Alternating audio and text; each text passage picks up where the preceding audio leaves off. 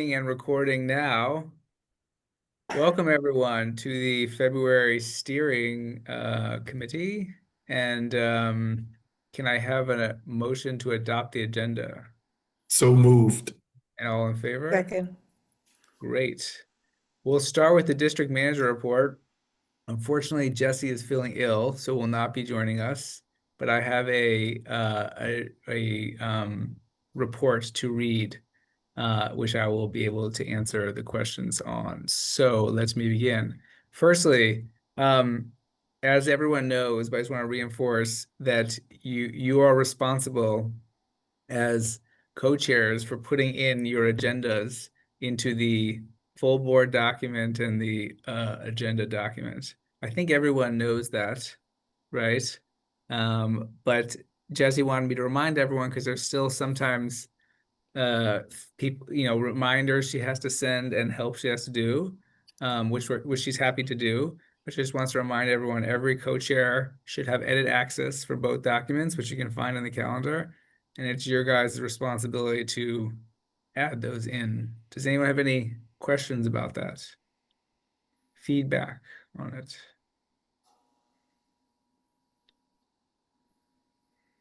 Okay. The next item that Jesse wanted to remind everyone about is the full board. So we have at the New York Historical on Wednesday. I don't know if everyone saw the email, but they'll be opening up an hour early for us and the public. There'll be an exhibition open. And we've worked hard to try to be a venue for having them be closer connection to the community. And I think it will be a really interesting event. So I think if you can come an hour earlier or a half hour earlier to New York Historical and meet members of the public and members of the New York Historical team. Alex, is this something that we'll do some outreach like on the social? I think it's like the perfect Instagram thing if we want to do it, right? You should do that. We should do that. Okay. Okay. I'm not. You should post out something like I'm free. happy to try to do that. I just thought it's kind of a special invitation Yeah. because it's there. Yeah. So We should do something that could be special fun. invitation to the public. Yeah. Come an hour early, free access to a world-class venue and event. Yeah, It's pretty good special. idea. Okay. You're deputized to do that. Yes, the 17 people who liked our post yesterday will maybe try to come. That's solid. That's solid work. And it's free access to a world-class community board. Yes, that too. Seema, go for it. Could also get that on the Link NYC kiosks. I feel that also reaches people. I will take that as a note. That's a good idea. Yeah. I really I'm gonna wish. interject here. Just be careful. The offer is only for the first floor. It Yeah, is not yeah. access to the museum. Well, maybe we shouldn't say that and get people really excited to come, and they may be disappointed when they show up.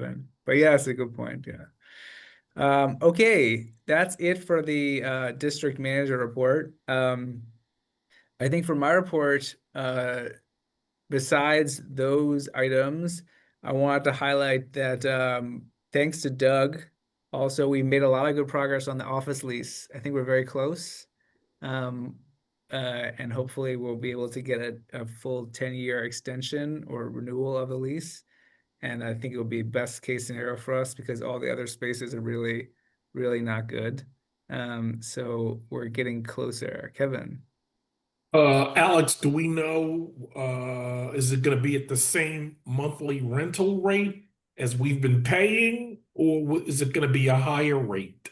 Do we have a sense of that? Well, this is a public meeting, so I hope that there are landlords aren't watching. But it's under negotiation, let's say. I think we should hope that it will be at or around its current rental rate. I hope that is what we end up at. And that would include utilities or not include utilities? Includes utilities, same as currently. Now, the question is, it hopefully also will include the amortization of a new HVAC and fresh air system. But again, under discussion. Okay. But yeah, that's my hope. But we'll see. But that's it. That's the only agenda item I had, the only update I had. So I think we should move on to resolutions. We have 2 resolutions to discuss, and then we could talk about each co-chair's report. I don't see Mr. Sheldon Fine here. So let's go out of order. And Seema, do you want to discuss the housing and land use? Yeah, sure. So you all have seen the resolution regarding establishing a NYCHA Public Housing Working Group. I have, unfortunately, Polly couldn't make this meeting because she's booked at many other meetings tonight, but she recorded a little video that she would like us to play and you guys to listen to. So I'm going to play that now if I can. Let me try to do that. Yes. Okay. Hopefully this works.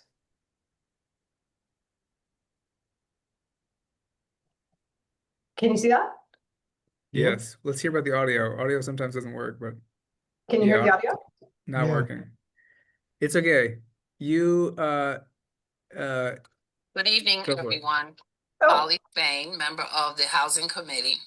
I'm here to speak about the resolution that is before you regarding the formation of a public housing task force and the urgency that is involved in approving this resolution. The main reason for forming the public housing task force is that most of the housing developments in our area are going through the Red Pack Section 8 conversion program.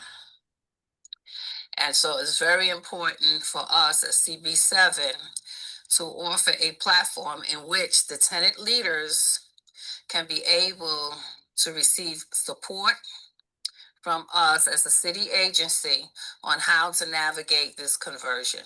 There's a lot of factors involved. We need to make sure that we have transparency. And also there are issues regarding construction matters. There will be issues regarding leases. So there is a lot to really in a short period of time. We recently had a meet and greet, which was very successful. And also during the housing committee meeting that transpired in February, we heard of a lot of problems that others have gone through at Wise Towers. The president was there, who spoke about the importance of monitoring the whole process from the beginning to the end.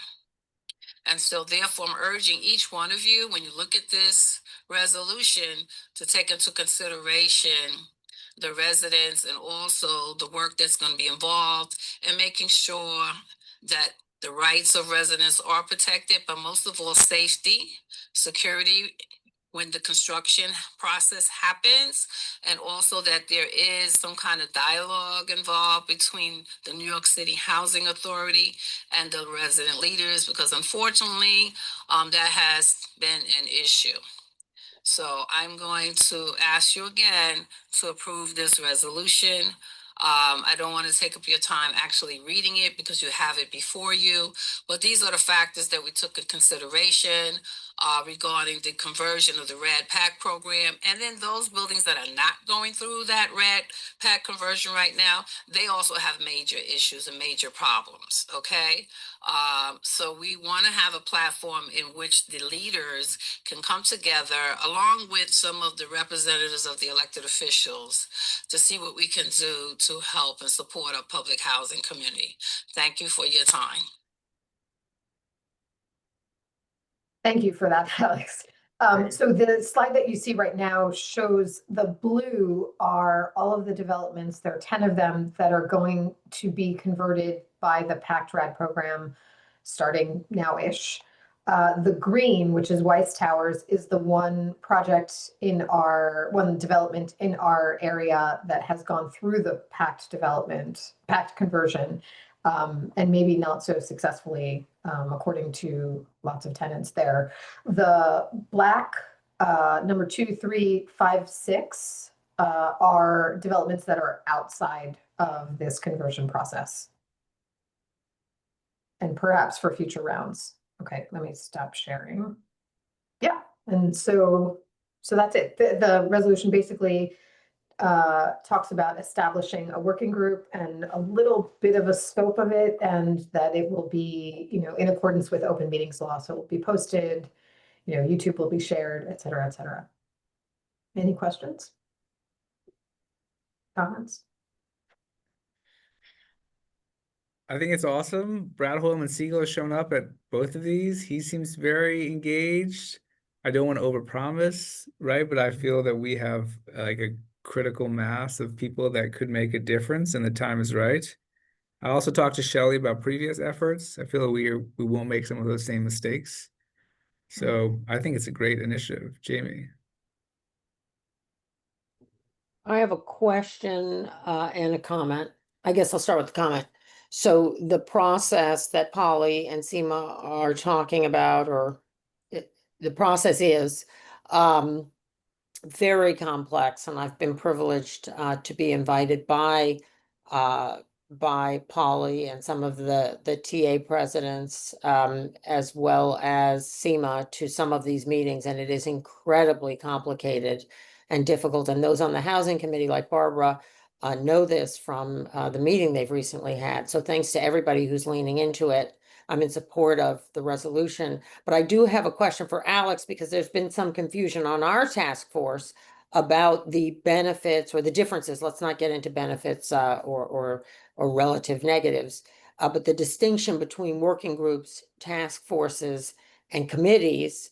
And I think Seema just mentioned that the same open meetings law applies to the task force, but we were under some delusions on our task force about whether we were subject to some of the other requirements.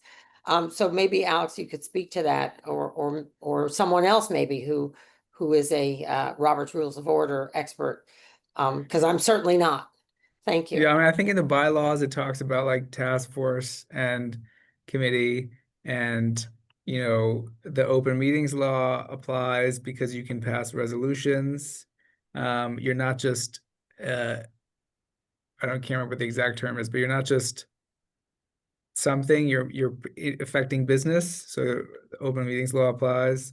You still have the same like notice requirements because of that, and etc.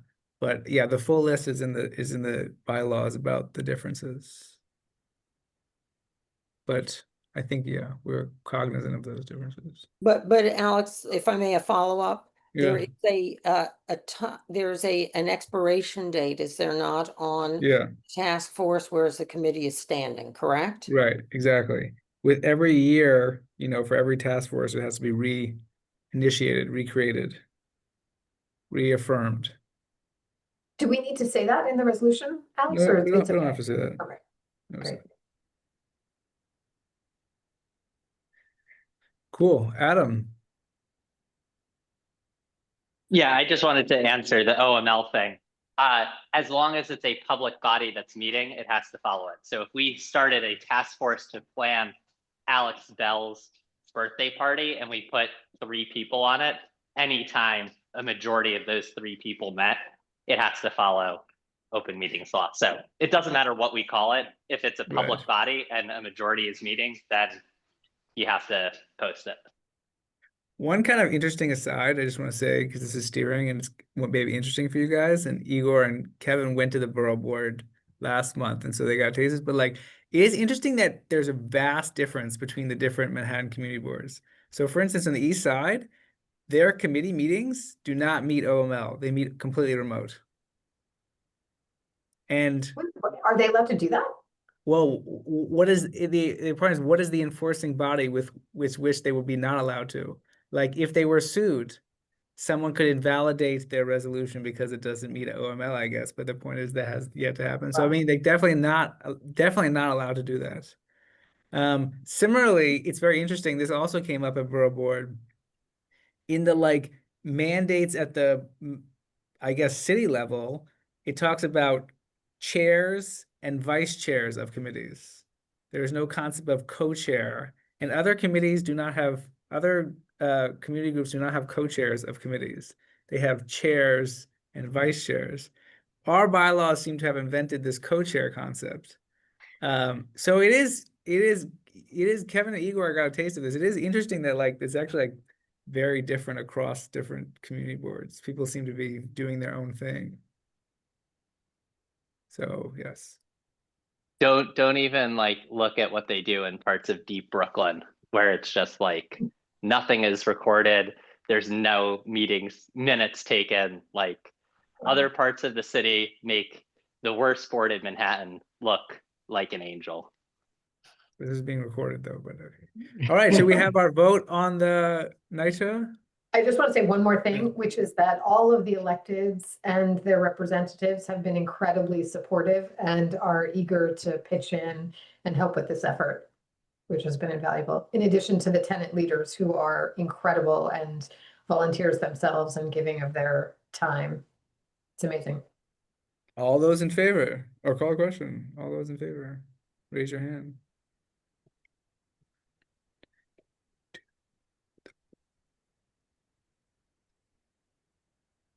One, 2, 3, 4, 5, 6, 7, 8. Oh, hold on, still coming.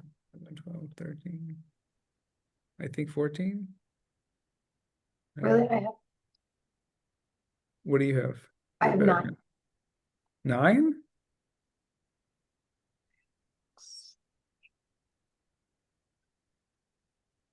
Okay. 14. Sorry, 14. my hand wasn't raising before. Now hopefully it is. Okay, 14. 14. Yeah. Any And- against? Oh. I should remember how to do the lower all hands thing. Okay, lower all hands. Don't remember how to do that. Okay, those not in favor. Those abstaining. Those ineligible. I'm ineligible. I work for the New York City Housing Authority.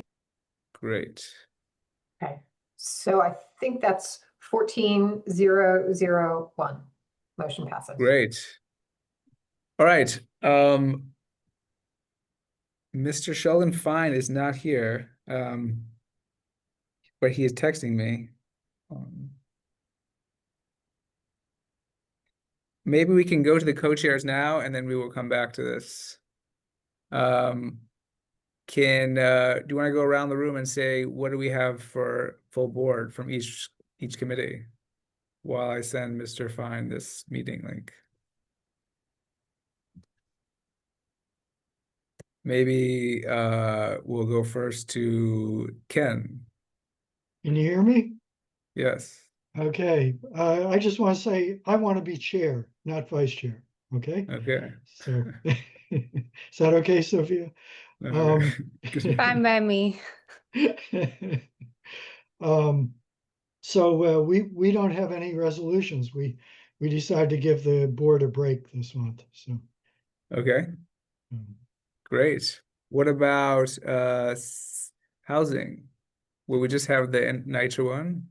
Yes, we have the NYCHA one. We also have another resolution in support of an affordable housing development in our district. It's by the Sisters of Charity Housing Development Corporation, and it's for a building called St. Agnes Commons at 237 West 74th Street.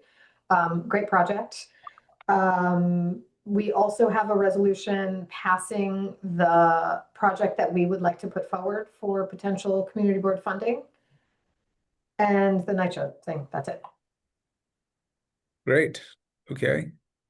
Who's next? Isaac or Hayden? That's what psychologists. Hey everyone. Health and Human Services Committee does not have any resolutions this month for the full board to consider. Great. BCI? Tasha, Michele? Hi, BCI is not aware of any upcoming resolutions, but I'm sure there will be. Okay. Who have I forgotten? Jennifer. Hi, good evening, everyone. We had a very, very, very big agenda last week. We have 7 separate resolutions, but that we will work through very quickly. There's only one that will probably require a little more discussion because there was a lack of very clear consensus by the board, but it should move quickly, and everything is pretty formulaic. Do we want to discuss that issue? Like, this is the resolution that basically says we have reached no conclusion? Yes. we can discuss it. There is a 3 Riverside Drive building. It's a very old, fantastic mansion space, and Adam will have all of the very interesting details. But there is a very large rooftop addition bulkhead, and it is visible from some public passageways, and we agreed to disagree, that we cannot really agree, but we do realize that because it was split exactly down the middle, but we do realize that when they go to LPC, they will simply look for a yay or a nay from us, and so we will address that with the full board and see what is the most prudent approach to see how people really feel about it. I mean, it is visible, and it is visible, and it just depends on how you feel about that visibility, because landmarks will either say it's fine or they will ask it to be shorter. So basically what you're saying is like, you're going to say, here's the resolution that came out of committee, and then someone's going to say, like, I make an amendment to make it. I think what we're hoping is we're going to present the project. Half of the project the committee approved. We're going to say this is the part that the committee approved. We'll vote on that resolution, and then we'll also take comment from people to say, like, we want to vote on this resolution. We don't want to vote on this resolution. We think this resolution should be modified, not modified. And I think we'll get a feel in the room how people feel. And then if there's a lot of agreement that we should vote on it, we'll probably just do something like flip a coin so that the resolution goes in one direction and then vote on it. Okay. Ken? I think if it's a tie vote, whatever resolution it was fails. Right? No, I know, but it's not a tie vote. What they did was they have a resolution that basically says, like, we don't agree. We could not come to a. Oh, okay. Yeah. Okay. I'm sorry if I wasn't clear. We had an agreement to disagree. Okay, Yes. you all agreed on that. Okay. It's innovative. Everyone agreed to take it to full board. So we'll have to modify the resolution at full board, but there was an agreement from everyone that the community should weigh in on this, because the fact that 6 of us deadlocked in a room at 9:30 p.m. is not the best option. Cool. Let's keep going. Barbara? No resolutions this month from Parks. Okay. YEL? Anything? We don't have a resolution this month. Okay, interesting. So we will have lots of resolutions that are we have the ICE resolution, right, which we noticed last time, which Hayden will bring in. So we'll have a lot of unusual ones. Seema, go ahead. I just wanted to say, I thought the YEL meeting last night was fantastic. It was very thoughtful and engaging. Compliments. No resolution this month. Potential for a lot of resolution the following month.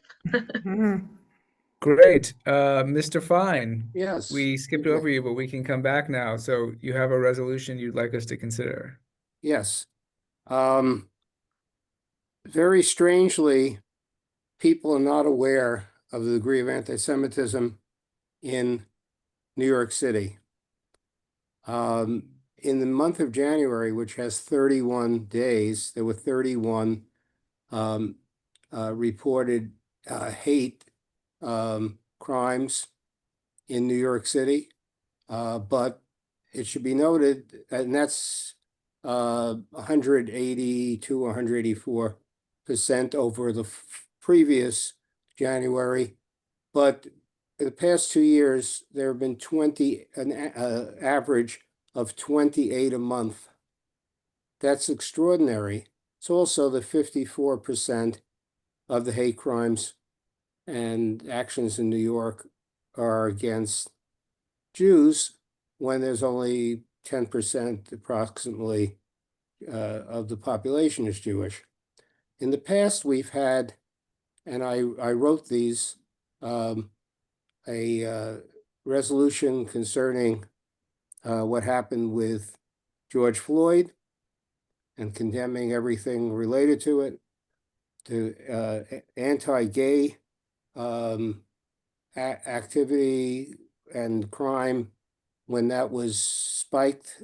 Also the same with Asian and Pacific Islander. But we always concerned about every group. And that's in here too. But the fact is that this is something that is extraordinary, not only in New York, but also around the country and the world. And for this board not to, jump in and have something to say about it, just because it's the right thing, but also 50% of the households in our district have at least one Jewish member, and 43% are Jewish households. So, but even if that wasn't the case, if it was a small minority with this level of anti-Semitic activity in this city, I feel we should be calling it out, and to all the elected officials who have not spoken out about these facts and this horror, but also our new speaker of the council actually came out with a 5-point action plan that has certain elements. I support some of them much more than the others, but when the city council is going to possibly take action on this to show that we support it and encourage that action, we'll actually maybe see some result of the resolution for a change. If anyone has any questions about any of those items or anything, I'd love to hear it. I just want to also point out that sadly, in the past administration of the board, I was asked to write a resolution on October 7th and what was happening after. And what happened was there were 43 anti-Semitic acts following that in a short period of time. There were other acts, but they were, and everyone is terrible. Can you hear me? Yeah, we can hear you. I turned off your video because you were a little choppy, but we can hear you. Keep going. Oh, okay. I'm glad. There were other things mentioned in the resolution I wrote. I was hesitant to, because there were the ones I had to put in were 3 what was called Islamophobic, and I thought that it's important to talk about everything, but when you have 43 and 3, it kind of diminishes the concern about Islamophobia, and that nevertheless it was in there, and we brought it to and that was on the request of the executive board, and that was a horrible time all around. And it ends up that at the end of that week, having submitted to the board what they asked for, which was really largely a copy of a letter I sent to many people that they thought was important and worthwhile. The executive board decided not to put in a resolution. Following that, did speak about it. Didn't request a resolution at that time, but the executive board did, and then all of a sudden it was turned down. So to me, it's about time this board takes a position on one of the most serious issues of crime in our city. Okay. Anyone have any questions or comments? I have a few thoughts, but we want to hear from others first. Adam? Yeah, I'm happy to start. I can't figure out how to raise my hand now that I left my phone. But actually, sorry, Natasha, go for it. I'll figure out how to raise my hand. Well, You can go first, Adam, please. You can go ahead. I have a real problem with one of the parts of Menon's plan, which is the Schools and Houses of Worship Access and Safety Act. There was a council hearing on it earlier this week, and I think a lot of people made really compelling arguments why restricting free speech in this way is really problematic. So I cannot support including that in this resolution. If I could just say that if there was one thing I wanted in the resolution, it was that. If everything else would go away, I could live with that. But this is a matter of people's safety, well-being, ability to worship and to practice their religion, faith as they have a right to in this country, and putting people who want to protest or whatever they want to do at a distance with a perimeter away from that, I think is common sense when it comes to having respect for people and their right to religion. But you're entitled to your opinion. But I've heard this before and I said to myself, oh my God, what is safety about? And what is practice of religion in this country about? But okay. Okay, let's go through maybe we'll go through the questions first and then we can answer them, shall we? So, Okay. Natasha. I'll leave it. Yeah. I wanted to echo what Adam said. I absolutely agree with him. I also, I have a problem with the last two be it further resolved clauses. I'm not sure why we need the very last one. And also the one before that, that CB7 urges all New York City officials, law enforcement agencies, et cetera, it seems kind of repetitive to what you've said above about the 5-point plan. And I also want to highlight that on February 17th, actually it was Julie Menon, she actually sat down and she had I think a roundtable with council member Yusuf Islam about Islamophobia as well. And I wish there had been something in here mentioned about that, because those cases are also on the rise. Thank you. Good, Ken. Yeah, I agree with Adam and Natasha. I think we already have laws against harassment and things like that, and the police also regularly separate demonstrators from the targets of their demonstrations when they feel that it's appropriate.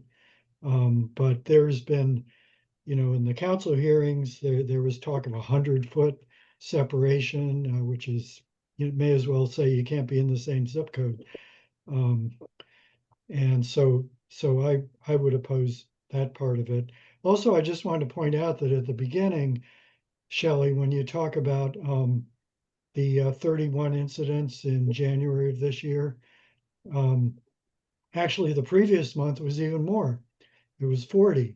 But the reason that it's a 282% increase from January of 25 is because January of 25 was unbelievably low. There were only 11.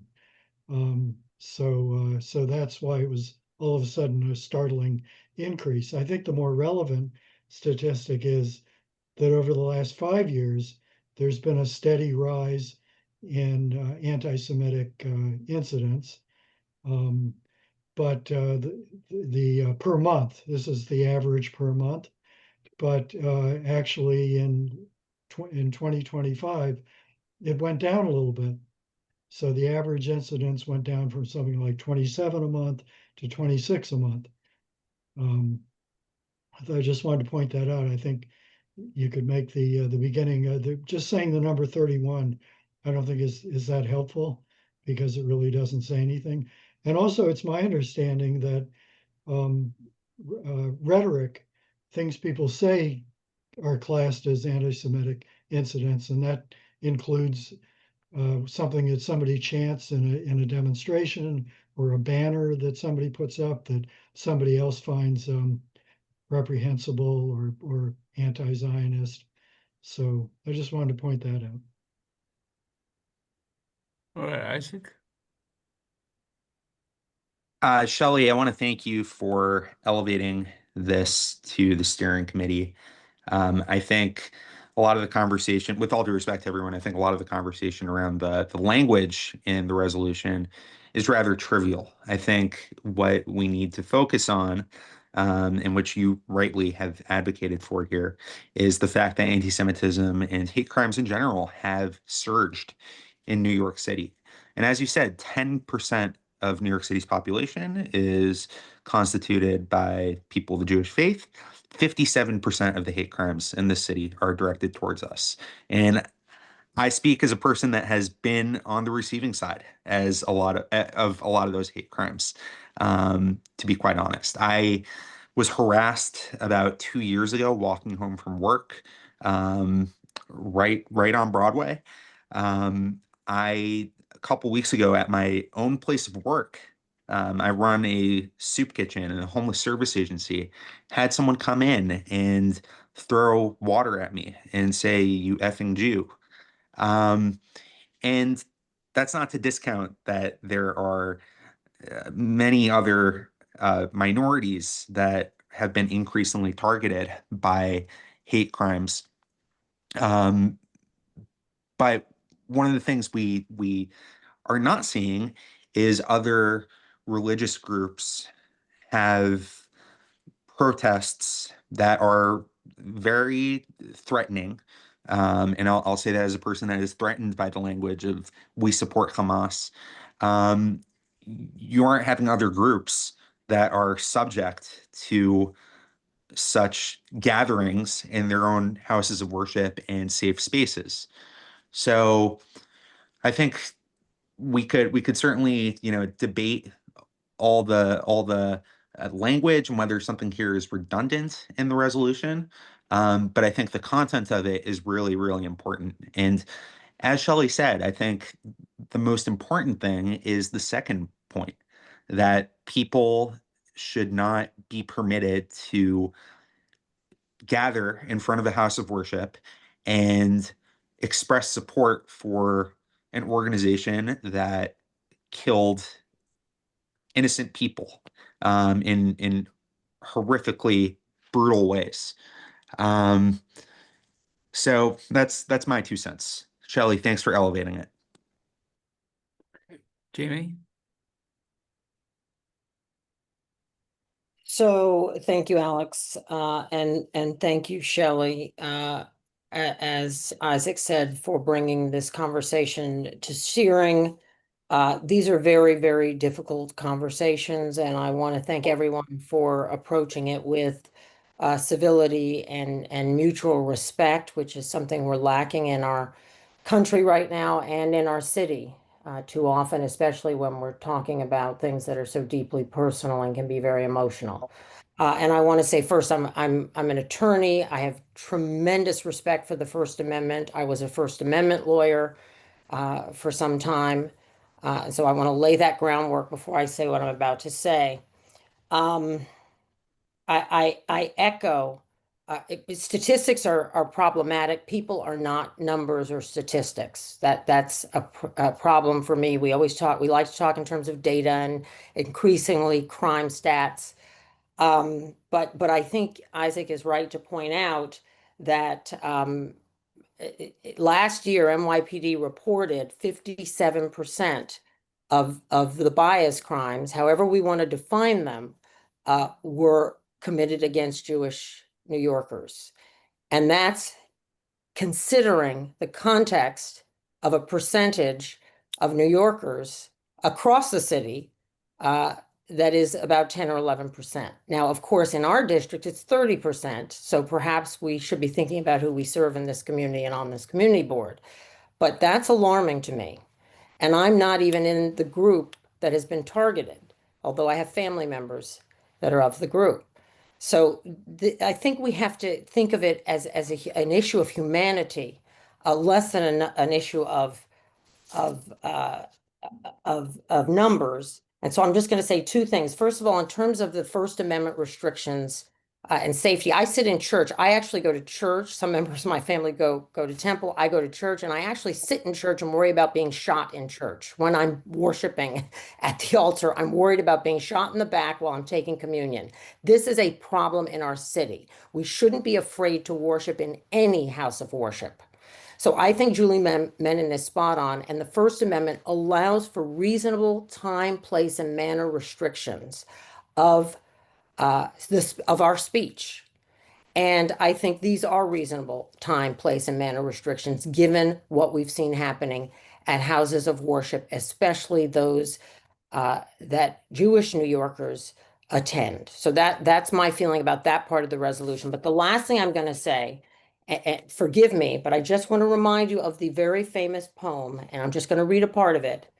Then they came for the Jews, and I did not speak out because I was not a Jew. And then they came for me, and there was no one left to speak for me. And I was the person standing with Shelley at the front of the room when 48 or 7 or 6 other members of the community board would not sign on to a letter, not even a resolution, in support of our friends and neighbors, and not just Jewish friends and neighbors, but friends and neighbors generally who were shell-shocked after October 7th. So we have got to screw our courage to the sticking point and do the right thing. And I'm in support of this resolution. Thank you for listening to my long statement. Okay, Minna.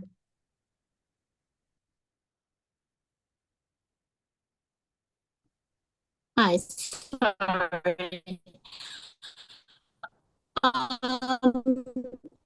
So I also want to speak in support of this resolution. Limitation on speaking outside of churches and schools is mirrored on the Freedom of Access to Clinic Entrances Act, which is federal law that prevents protesters from standing in front of abortion clinics and harassing the people who are going into worship. This would be a similar type of restriction. The FACE Act was upheld by the Supreme Court. I think that this kind of restriction would also be upheld as an appropriate time, place, and manner restriction.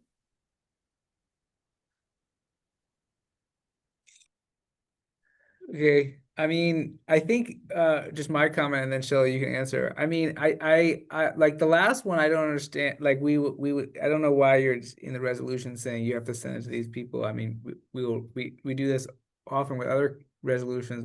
We'll do the resolution, and then we'll send it to DOT or NYPD. I like obviously the first part is fine. I mean, I feel like in general, the one problem I have with it is in your description, Shelley, when you describe the other resolutions we passed over the years related to other groups, it contextualized this, whereas just reading this, like it definitely feels like, okay, it's only about anti-Semitism. Although you do have the comments in there about other groups, it definitely feels like it's only about anti-Semitism, which opens up to like what, the singular focus part. I do also, yeah, I don't know. I mean, like others, I am somewhat worried about some of like actually less so the house of worship security part, but also like just things like the community-based security training. Like, I'm not sure what that means. Like, it sounds potentially a little bit dystopian. Could I jump in and clarify yeah. what that Yeah. is, Shelley, with your permission?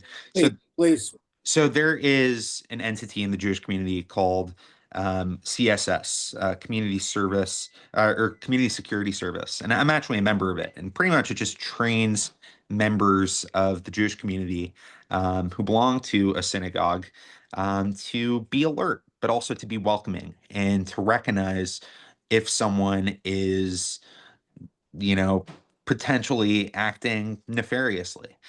And I'm on the email list for CSS. I get the reports of sketchy individuals that go into synagogues across the United States or inquire about joining services or just wanting to look around.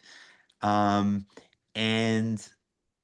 it's very important to remain alert. I mean, there are countless incidents that would make a reasonable person like Jami fear for their life in a house of worship, and the Jewish community has a big target on its back. So yeah, CSS is a very concrete example of the community-based security services that Shelley has mentioned. It's just that the way it's written, also in Julie Menon's like release, also the way it's written, it just feel it. You could also see that as like we will help armed citizens to create a, you know, like it's not written very concretely. It's like it has very broad writing, which is what makes me nervous. So But I just wanted to point out that the reason there was not a mass assassination in a synagogue in Texas was because of a body like this that had trained the, you know, leadership of the synagogue how to deal with somebody who was a hostage taker and who were able to address the situation in a peaceful way so that everyone walked out safe, including the hostage taker.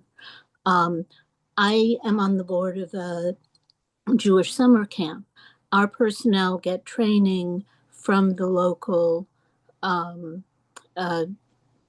enforcement so that if somebody comes into our camp, they are able to keep the campers safe. It is, and by the way, the summer camp has been targeted by anti-Semites who, destroyed things and wrote graffiti all over the camp during the off season. So it's a real thing. It's not just abstract. This is something that has impacted our community in a concrete way. And the type of protection that Julie is trying to fund is something that, is in effect and is helping people now. Shelley, do you want to answer different people's questions, or do you want to amend at all the resolution, or what's your? Number one, by the way, on the community security service, I don't know if you can see it. I'm a card-carrying member because we had threats. Okay, this is going back 3 and 5 years. Okay, as just about every synagogue on the West Side has, and I get calls from others to please contact the police. But when people are prepared and have a way internally to people who are trained, what to look for, what to be aware of, how to respond, and it's not responding violently, it's responding smartly and carefully to avoid and prevent problems, not to create problems. When it comes to this being primarily largely anti-Semitic, the George Floyd one was largely Black. The Asian one was Asian. The gay one is gay. It only seems to be when there's a Jewish piece in there too much that it's not good enough. In the resolution that I wrote for October 7th, I included Islamophobia, okay, and concerned about it, concerned about everybody's safety.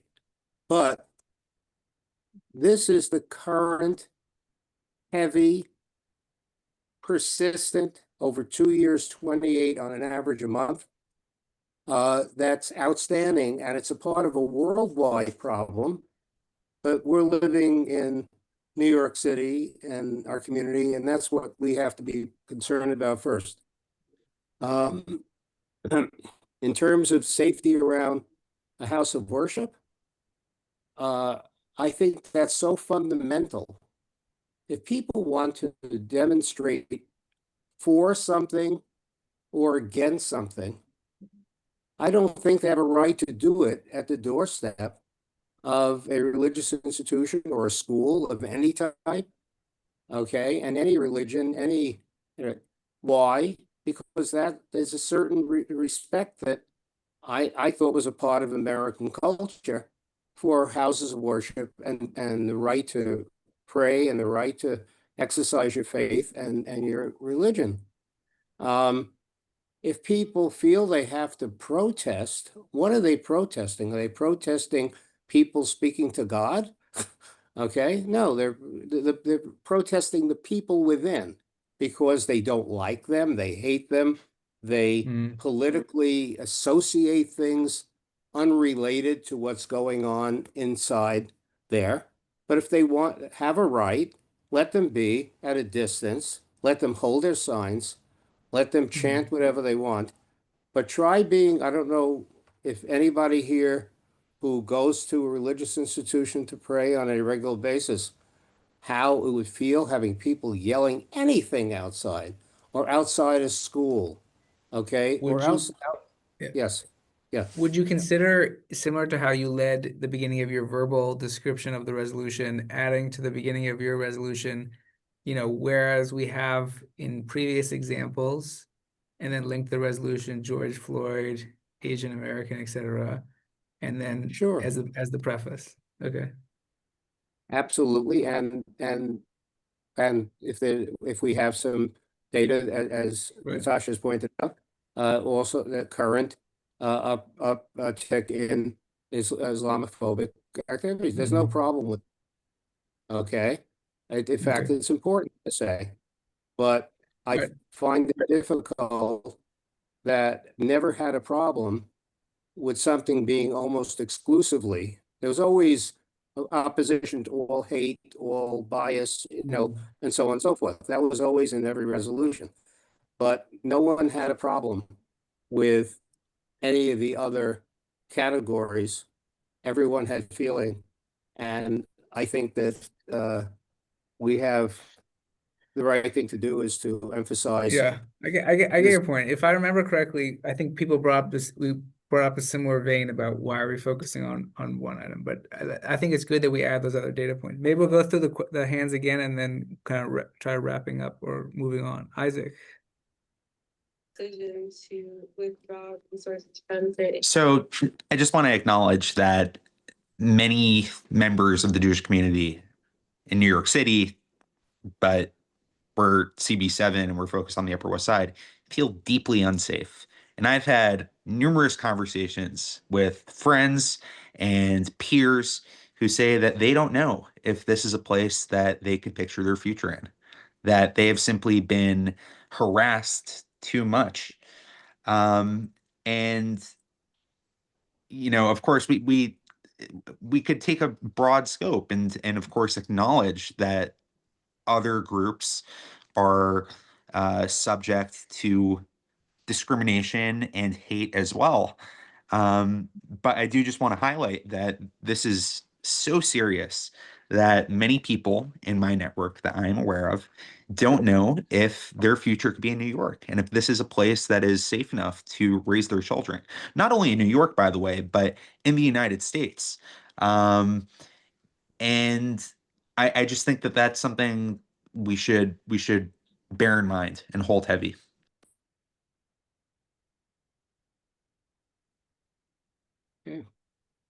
Jami.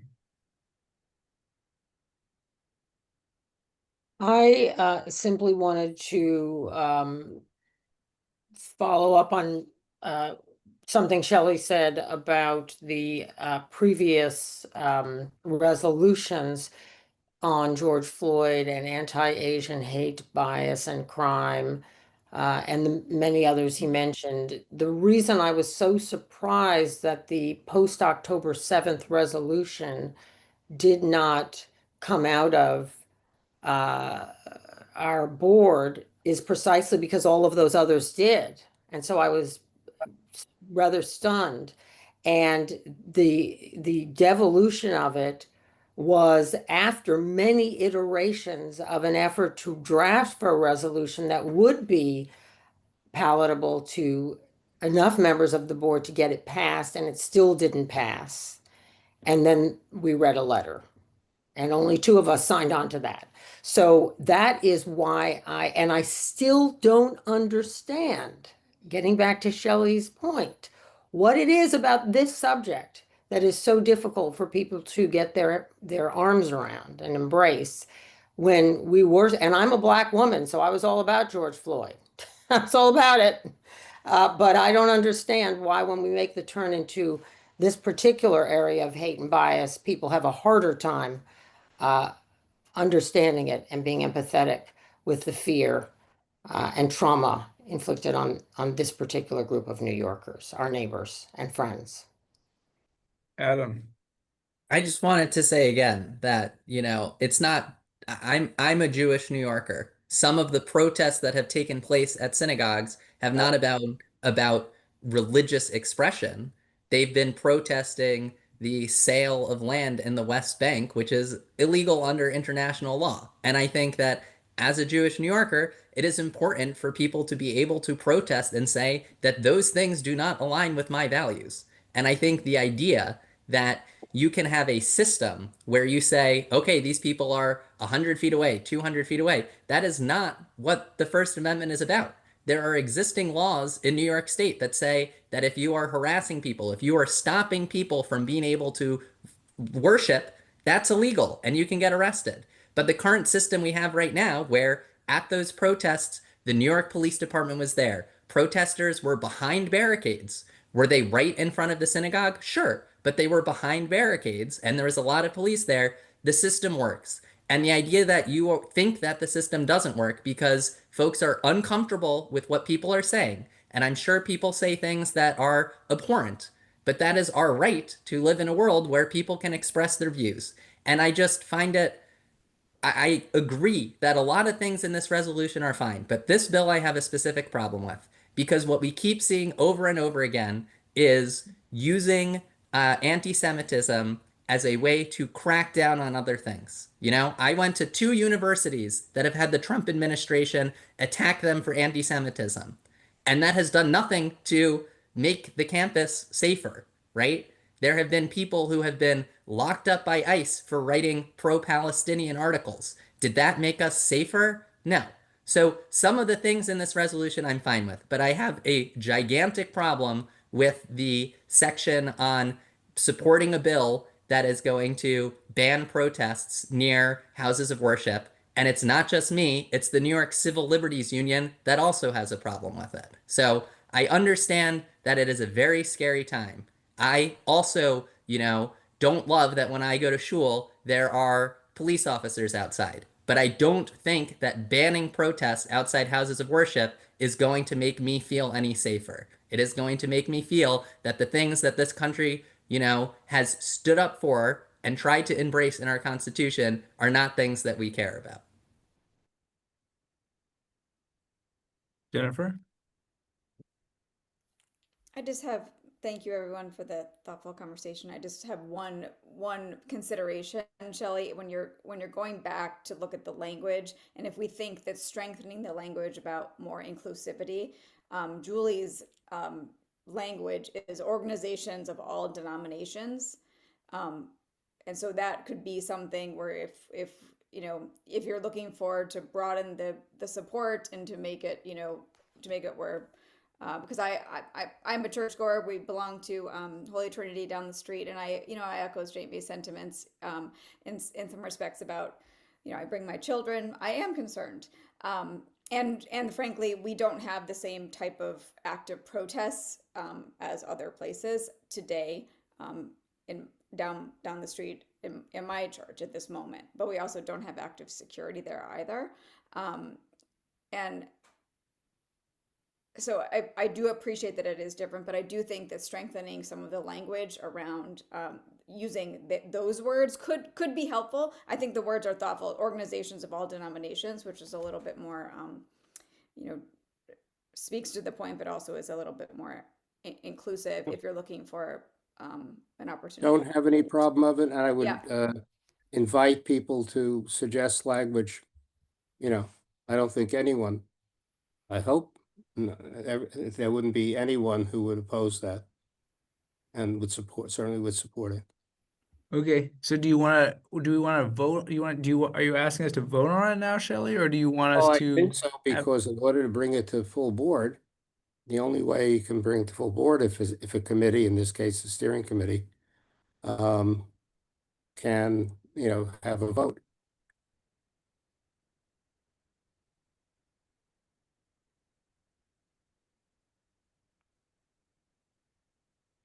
Okay. Am I correct? I mean, is he taking a friendly amendment from Jennifer, Alex? I think the certainly. current friendly amendments are Shelley was changing the beginning to echo what he said verbally, which is, we have a history of passing other resolutions, and he will link to those. And then the other friendly amendment is from Jennifer, is that he will use the language of all denominations. Right, Shelley? Sure, absolutely. I am not going to support this unless, and I don't know if this would be friendly, but I would like you to accept a friendly amendment to remove support for the buffer bill. If you would remove everything else and put that in, I would certainly support it. Okay, then But I to will be me- voting no. To me, it's the most dangerous thing that's happened and that could happen. And it's happened around the country in different religions, people intruding on the space and harassing people when they just want to participate in their right to religion. And I think that there's people who want to protest political and other concerns, have 50 places to do it, including at a distance from the house of worship. I find it obnoxious that anyone, not you, but anyone, while people are praying inside a church, a mosque, a synagogue, or any religious institution, would chant anything outside. Okay, it's infringing on people's. They're coming into a sanctuary to have some peace of mind and safety from all the forces in the world, and then getting there, they have to be harassed. While they're inside, they right away have to hear things going on outside. I find that so un-American and so inhumane and so not right. Okay, and I don't care what religion it is, and same thing with schools, including public schools. That people should be outside chanting things. So let me just come back to what I understand from the bylaws is that you can have a vote on it now, and then if it, passes, it can go to full board with the steering committee has voted for this in affirmative. You can not have it voted on. It does not have the recommendation of steering. It could say it was noticed and discussed during steering. And then it's up to me, the chair, if we should put it on the agenda, or you could bring it up in new business. And we could have the vote there. So that's how I read the bylaws / how I read the bylaws. So that we have a vote here, because if we don't have a sense of leadership here, how we'll have to spend hours at a full board meeting, and I think that's inconsiderate to everybody. Okay, should have it Jennifer? up and down. I just have, in scenario 2 and 3, Alex, does that allow Shelley to go back and take the feedback and rework the resolution? Right. The only benefit to doing it that way, Shelley, is Shelley could take I think that could be a nice, in my opinion, that would be my preference, is to rework it with the feedback. And I'm certainly happy to look at it with a different lens, or to give any type of feedback, and then to represent it as the scenario 2 and 3. If that's something that I would personally support, I think that would be great. So it's up to you, Shelley. If you're looking for a success at the full board, it could be more successful. Given that I don't think there's any opposition, and there's certainly support for what you're suggesting, that we consider it done. It's just the wording that would have to be formulated. Okay, and would welcome your input and others to reflect what's being expressed. Yeah, but I think so what I'm hearing is Shelley wants to vote on it. Okay, does someone want to call the question? Could we move that the resolution as amended by the suggestion from Alex and the suggestion from Jennifer be approved? Sure. Any second? Okay, Sure. second from Seema. So all members of the steering committee. So I guess that's members of the executive plus anyone who's co-chair. Okay, Tasha, do you have a question or? Sorry, it's unclear to me what we're voting on. Okay, so what we're voting on now I is would personally like to see something in writing. okay. What we're voting on now, I don't know if we can do it in writing, but what we're voting on now is the additional part at the top where we say, whereas we've previously had resolutions on specific issues such as George Floyd, Asian Pacific violence, and then goes into the rest of it.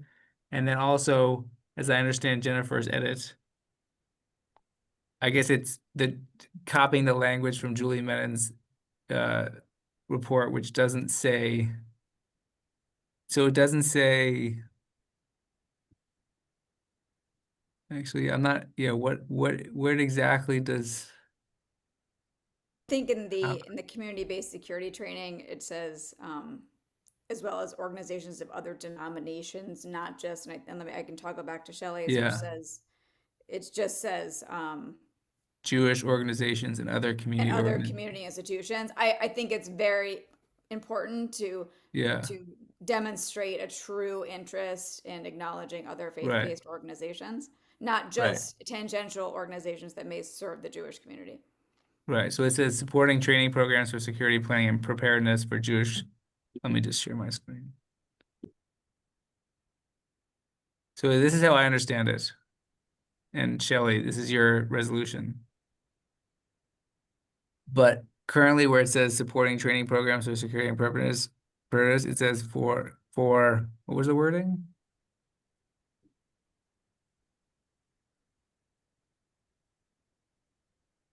Something like that?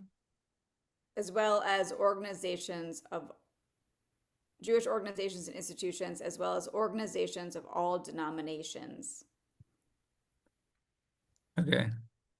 And then it has a focus on smaller community-based organizations that may lack professional safety and planning resources. Okay, so that text. And then in the beginning it says, whereas we've discussed in previous resolutions, focus on, I don't know, I don't know exactly what the word is, specific something, and then Specific link. demographic groups. Okay, and specific what? Demographic groups. And link to other. So that's what we're currently voting on.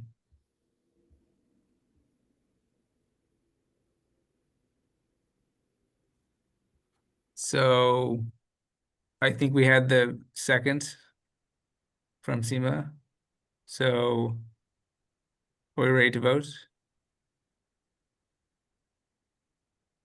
Okay, so all those on the steering committee voting yes, raise your hand. Zoom is helpful, but you.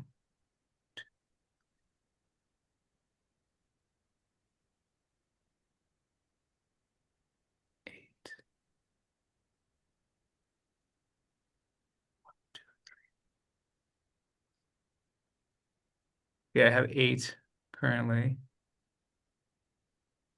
All put your hands down. Voting against. Alex, I just want to point out, it didn't seem like Shelley was part of that 8 from the Yeah, hand raising. So I I think it don't would think, be, I think right, it would because I be don't think 9. I don't think Shelley's part of the steering committee. Oh, No. my apologies. Yeah. Okay, so then those voting against, 3. Wait, I should write this down.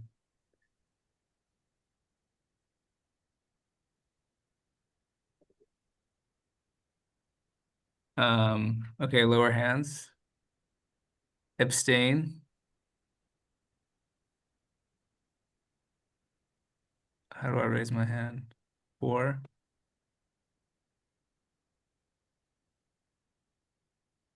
Okay, all lower. Ineligible. So I believe it's 8 to 7, basically 8 to 7. So passes or carries, and it'll be a full board. I think it was a good discussion. I think there's some good feedback there that I also, Shelley, will try to help you edit if you're open to it, to trying to make it. Because I think the spirit of some is there, but I think some of the language would be improved. But okay, 8 to 7 to 0. Public members? Oh, sorry. I don't think it really matters. I don't know why we do it, but okay, public members.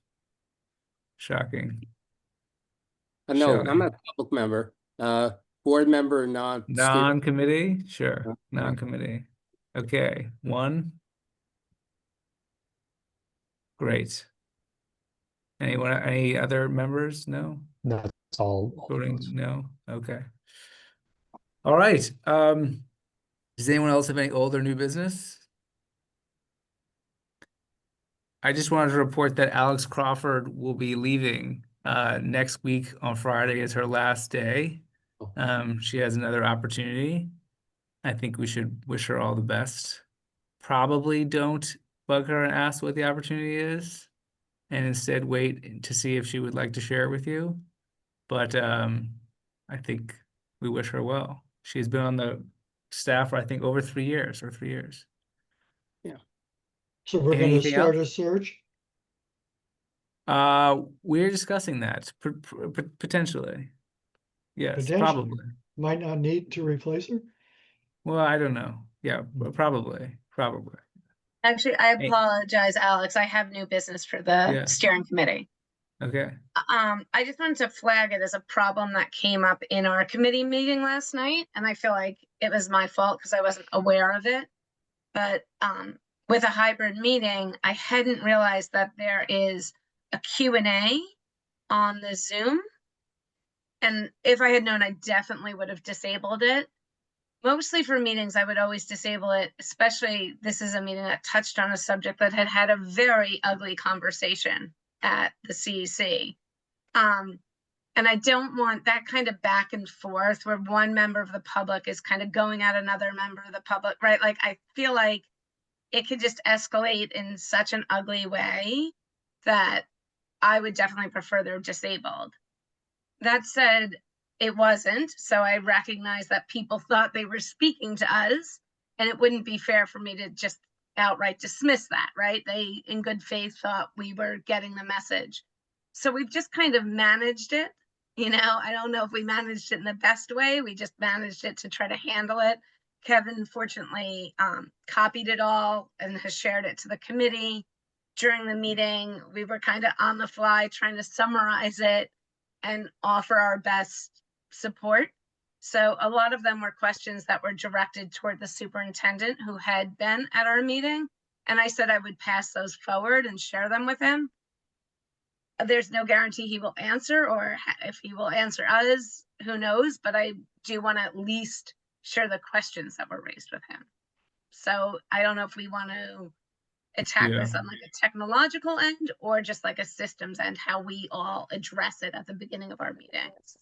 Yeah, I think we should. My preference is that we disable it permanently in the Zoom account, because the other problem is a lot of people don't know to look.